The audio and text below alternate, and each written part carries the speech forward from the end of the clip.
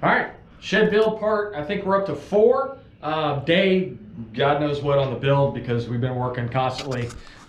Spent all day yesterday getting our roof decking up and some of the panel sheathing up. Finished panel sheathing today and got all our seams taped, so we're somewhat weathered in.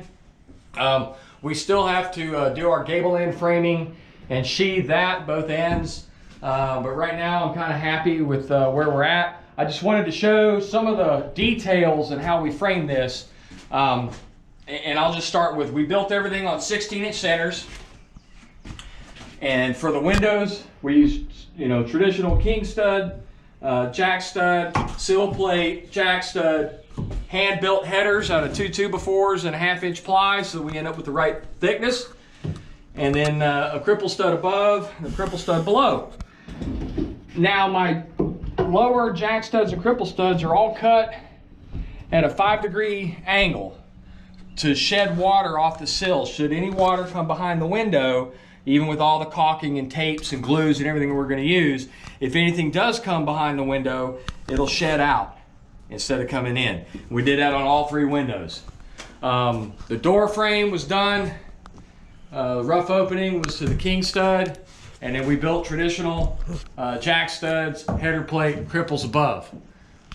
You can see some of the details in the framing of the double top plates, standard common rafters to a ridge board, and then to provide for loft space, built it as a cathedral ceiling. But I'd already bought these 2 2x6 by 10 foot long to use as scaffolding planks, essentially. And when we're done using them as scaffolding, I cut them and put them up as ceiling joists.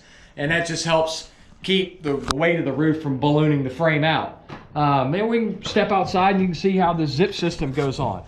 So it's really, it's a 2-part system.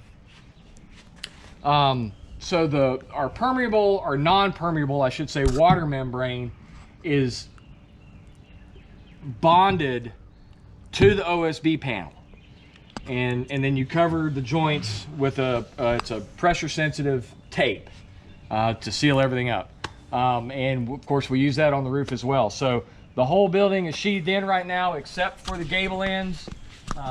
We'll come back tomorrow and frame some 2x4s in there, cut sheathing, finish that out and get it taped. And we'll back up here and let you get a good look at how the roof worked out. Same system on the roof, and the beauty of this zip, as opposed to any other house wrap, a Tyvek or the Lowe's wrap or what you buy at Home Depot or whatever. The beauty of this is I don't have to worry about high winds ripping it off. If I for whatever reason have to wait 2-3 weeks up to 90 days before I put siding on, or even 90 days before I put my roof on, my shingles, it's okay. It's designed to be exposed to the elements that long before you put your final coverings over it. Some other details, it is, after all, a shed, so we're not going to do a fascia board. We're just going to stick with the sub fascia. We'll caulk the joints and paint that. And then kind of a European style, I did live in Italy for years. I left the rafters true. I didn't plumb cut them to, I left them at a 90 degree and then left the rafters exposed, which is what you would see in Switzerland and Germany and Italy and whatever, because they don't, that's wasting materials to build soffits. Now when we do the venting in the roof, we'll come back in to the bird blocks, which is between each rafter, and we'll cut 2 3-inch holes, and then you put a mesh screening in there, and that'll allow for the ventilation of the roof when I insulate.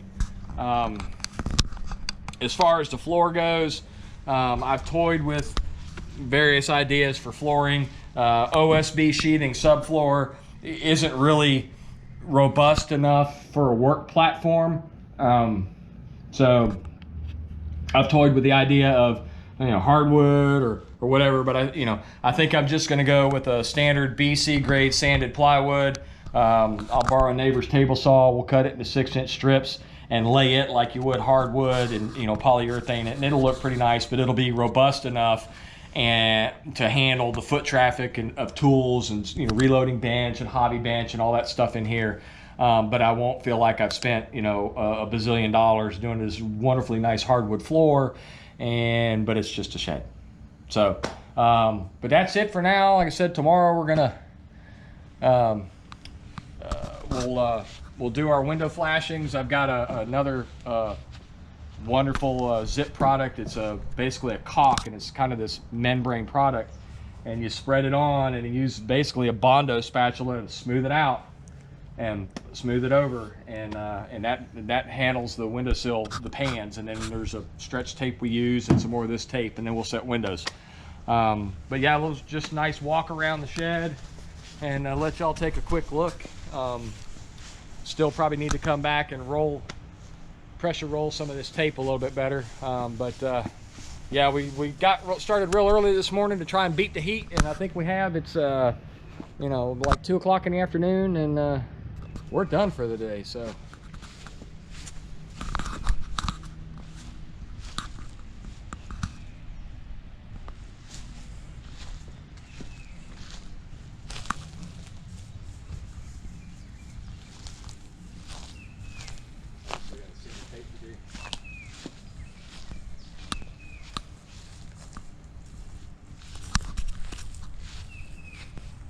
and I still haven't figured out what kind of siding I'm going to put on, whether I'm going to do a horizontal or just a vertical LP smart side panel.